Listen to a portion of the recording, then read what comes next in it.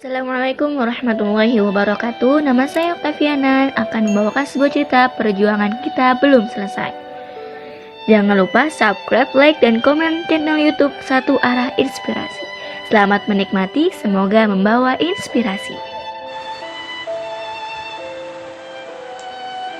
Pada suatu hari, ada gadis cantik yang bernama Fatimah Az-Zahra. Ia sedang asik membaca Al-Quran dengan syahdu, tepatnya di pondok pesantrennya. Namun, ketika ia sedang bermanis dan membaca ayat Al-Quran, datang seorang perempuan dengan wajahnya yang sangat sedih, menyamperi sang gadis. Ya, dia adalah kakaknya. Kakaknya sang gadis berkata, "Dik, ikut kakak, mari kita pulang." Sang gadis bingung. "Kenapa harus aku pulang, Kak? Aku masih mau di sini. Aku masih mau belajar," kata sang gadis. Lalu kakak cepat-cepat menggandeng adiknya dan mengajak untuk kembali pulang. Setelah sampai di rumah sang gadis, ia bingung mengapa rumahnya sangat ramai dengan keluarga. Semuanya sangat sedih. Ada apa ini? Ada apa?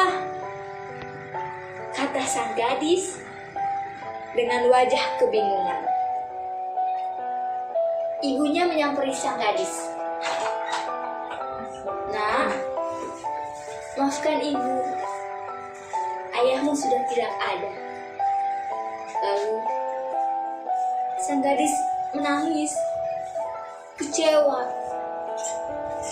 Keluarganya coba menenangkan hati sang gadis. Jam sudah menunjukkan 12 siang. Setelah keluarga sang gadis sholat berjamaah, ia bergegas menuju kampung halaman sang ayah. Ya, tepatnya adalah di Bantul. Ketika dalam perjalanan pergi, sang gadis berkata, "Ibu, tolong kabari keluarga di sana. Jangan dikubur sebelum kami datang," kata sang gadis. Ibunya hanya menganggukkan kepala. Ketika sampai di kampung pukul jam 7 malam, di rumah sang almarhum sudah banyak sekali orang-orang yang sedang membaca ayat suci Al-Quran. Lalu, sang gadis melihat kanan dan kiri. Kenapa tidak ada jenazah sang ayah? "Kemana ayahku? Apakah ayahku sudah dikubur? Kenapa kalian tega?" kata sang adik dengan wajahnya sangat marah. Lalu dipeluk erat sang gadis cantik. Maafkan kami," kata adiknya almarhum. Keluarga sang gadis mencoba menenangkan hatinya sang gadis cantik. Kemudian matahari mulai terbit, burung-burung mulai berkicau, petani mulai beraktivitas di sawah. Jam menunjukkan pukul 7 pagi. Lalu sang gadis mengajak keluarganya untuk cepat-cepat bergegas ke makam ayahnya. Ketika dalam perjalanan ke makam almarhum, ketika sampai, sang gadis melihat rumah terakhir sang ayah sudah dibaluti tanah. Lalu sang gadis itu bersujud dan berkata, "Ayah, maafkan kami. Ketika ayah sakaratul maut, kami tidak ada di samping ayah. Ketika ayah memejamkan mata untuk terakhir kalinya, kami pun tidak ada. Maafkan kami, ayah, kata sang gadis dengan tetesan air matanya yang sangat deras. Lalu ketika selesai dari pemakaman sang ayah, dia menunjukkan pukul 10 pagi. Keluarga sang gadis segera pulang ke rumahnya karena sang gadis dan kakaknya harus mengikuti ujian sekolah. Sang gadis mulai beraktivitas tanpa ayahnya. Namun, ia tidak berputus asa, menyerah. Lalu, ketika sang gadis beranjak kelas 12, 3 SMA, sang gadis menulis dalam buku diarinya yang tertulis, "Ayah, aku sangat ingin sarjana. Aku sangat ingin menjadi wanita berpendidikan. Aku sangat ingin membahagiakan orang tua dengan prestasi-prestasiku yang kupunya." Isi tulisan di buku diari sang gadis cantik. Tak sengaja,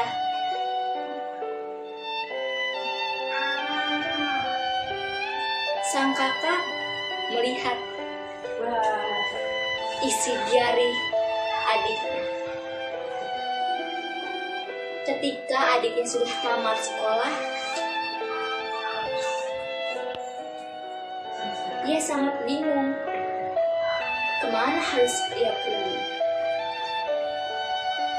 Apakah berhenti sampai di sini? Ataukah bisa lanjut di perkuliahan? Ketika sang kakak membaca buku diari sang adik, lalu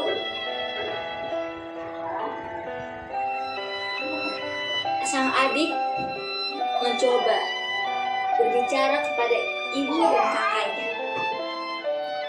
"Ibu, kakak, aku sangat ingin sekali sekolah menjalankan perkuliahan di Universitas Islam Negeri."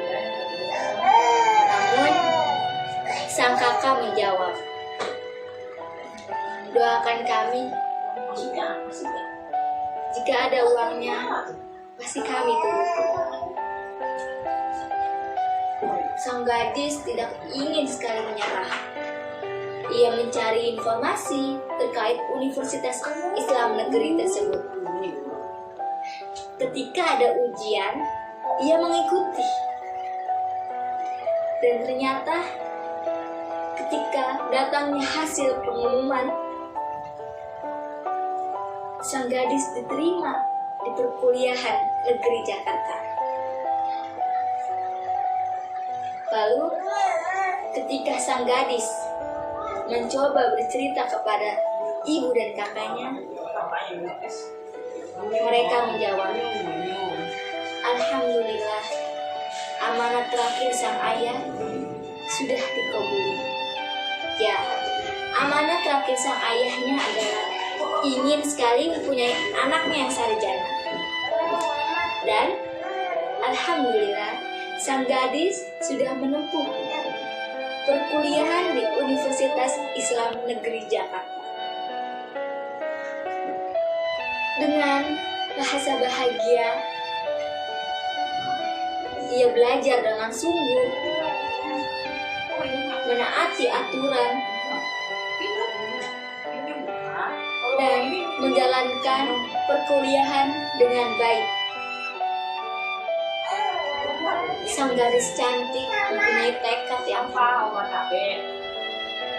Meski perekonomian yang sangat kurang, itu tidak menjadi halangan menjadi seorang sarjana. Mungkin cukup sekian dari cerita saya. Cerita ini diambil dari kisah nyata kehidupan saya. Bisa kita ambil bahwa kita bisa menjadi orang hebat asalkan mempunyai tekad yang tinggi. Ingat, anak yang hebat dilahirkan dengan orang-orang tua yang kuat. Maka dari itu, pergunakanlah waktu dengan sebaiknya. Jangan pernah menyerah. Wassalamualaikum warahmatullahi wabarakatuh.